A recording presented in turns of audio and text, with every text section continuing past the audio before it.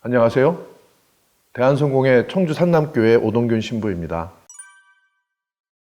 네, 이런 질문은 참으로 대답하기 어려운 질문입니다.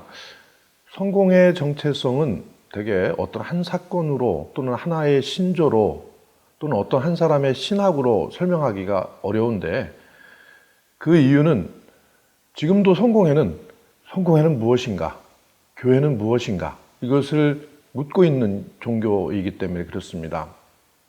여기서 묻고 싶은 것은 종교개혁으로 탄생된 성공의 신앙을 대변하는 신학이 있는가, 있다면 무엇인가, 이런 질문일 것입니다. 이런 질문은 성공의 역사에서 몇 번의 중요한 고비 때마다 아주 중요하게 제기된 질문이었습니다. 성공회는 이 영국교회의 탄생부터 시작되었습니다. 그 전까지 영국에 있던 교회는 로마 카톨릭 교회였죠. 로마 카톨릭 교회의 캔터베리 대주교가 영국에 있는 카톨릭 교회를 대표하고 있었는데, 이 사람은 교황의 신하였습니다. 그런데 헨리 8세 시대에 영국의 종교개혁이 일어나자 이 종교개혁의 영향은 바로 영국의 구조를 변화시켰습니다. 이 종교개혁은 대륙으로부터 오는 것이었죠. 주로 루터, 켈빈의 영향을 받은 학자들이 생겨나기 시작했습니다. 그래서 이 캔터베리 대주교가 이제는 교황의 신하가 아니라 영국의 신하가 된 것입니다. 헨리 8세에 의해서 종교개혁이 완수할 수 있도록 도와준 중요한 역할을 한 신학자는 토마스 크랜머입니다. 크랜머 주교는 루터의 신학과 칼빈의 신학을 공부하고 토론했던 열정적인 분위기 가운데 있었던 한 사람이었습니다. 그러나 토마스 크랜머는 최초 영국 성공의 캔터베리 대주교로 임명돼서 성공의 신학의 토대를 세웠다기보다는 성공회를 영국 국민의 실용적인 국민 종교로 만드는 일에 주력했다고 할 수 있습니다. 그 후 엘리자베스 여왕 시기에 리처드 후커를 성공의 신학의 아버지라고 꼽는 사람들도 있습니다. 그렇지만 엘리자베스 여왕의 종교개혁기에 활동하던 신학자들과 성직자들은 대부분 켈빈파였습니다. 그러니까 켈빈의 신학을 온건하게 적용할 것이냐, 급진적으로 적용할 것이냐를 놓고 논쟁이 벌어진 시대가 엘리자베스 시대라고 할 수 있습니다.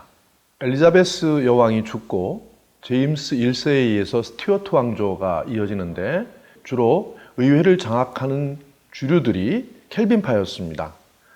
그런데 찰스 1세 때 윌리엄 로드라고 하는 대주교가 나타나면서 영국 성공회를 종교개혁으로부터 멀어지게 하는 정책을 주로 추진했습니다.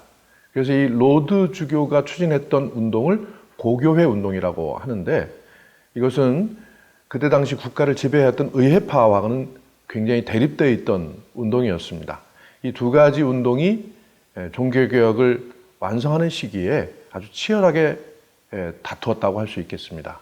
청교도 혁명과 명예혁명을 거쳐 새로운 입헌 군주제가 확립된 후에 1661년 공도문을 확립하면서 전례적으로는 고교회 전통이 시작되었다고 할 수 있습니다. 그러나 여전히 이 시기 성공의 신학자들은 켈빈파가 주류였다고 할 수 있습니다.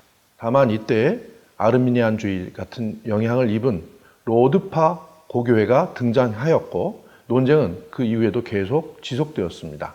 성공회 신학의 대표자라고 이야기될 수 있는 캐롤라인 교부라고 불리는 사람들이 있는데, 이 사람들이 17세기 후반 이후에 등장합니다. 근데 이 저작들이 중요한 등장을 하게 만든 사람들은 19세기 중반 앵글로 카톨릭 전통이라는 새로운 고교회 운동을 주도한 사람들이 복원해낸 역사에서 이 사람들이 등장하게 되는 겁니다.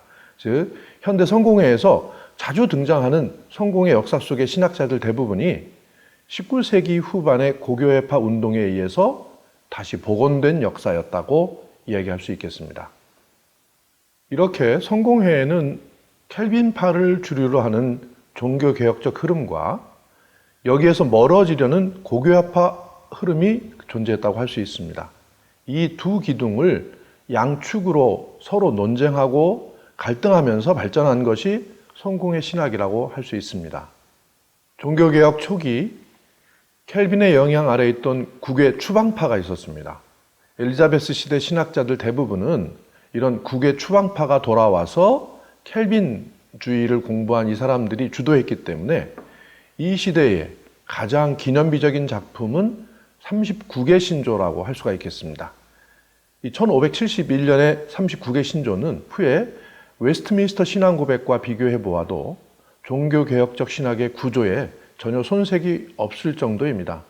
또 리처드 후커와 그 후 제레미 테일러, 조지 허버트 등 고교회파로 알려진 신학자들에게서 앵글로 카톨릭 신학이 또 한편으로 등장하게 됩니다. 이래서 켈빈파와 앵글로 캐톨릭이라는 두 주류가 만들어지게 된 거죠. 성공의 신학의 비아 메디아, 즉 중도의 길이라고 하는 말이 있습니다.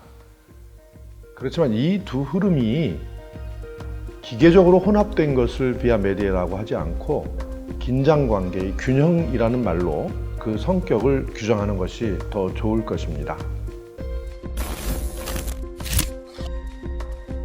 네, 돌소친 프로젝트는 여러분의 질문과 성원으로 진행됩니다. 평소 신앙과 기독교에 대해 궁금한 것이 있으시면 무엇이든지 저희에게 질문해 주시기 바랍니다. 댓글로도 가능하고 아래에 있는 이메일 주소로 보내주셔도 됩니다. 감사합니다.